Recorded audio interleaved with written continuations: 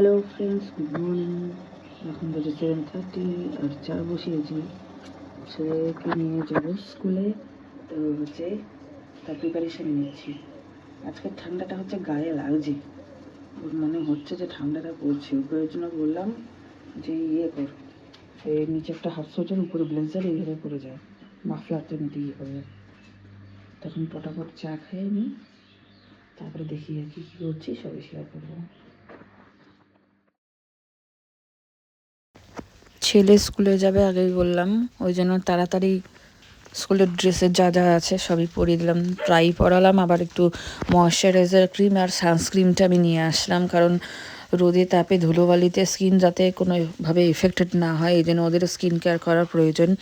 আমি যেমন ছেলের জন্য ইউজ করি কেয়ার শেডসের কিডস ময়শ্চারাইজার আর সানস্ক্রিন।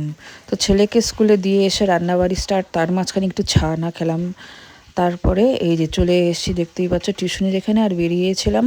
তো ফেরার পথে পূর্ণিমার চাঁদটা দেখতে এত সুন্দর লাগলো যে তোমাদেরকে একটু দেখালাম। আমরা এখন বাজারের থেকে ব্যাক করছি টিউশনির দিকে।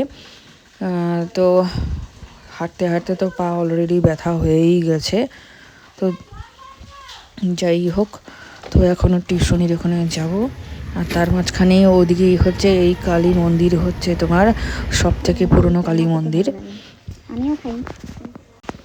সেটাই তোমাদেরকে দেখালাম। আর কেমন লাগলো ভিডিওটা অবশ্যই বলো। বাই।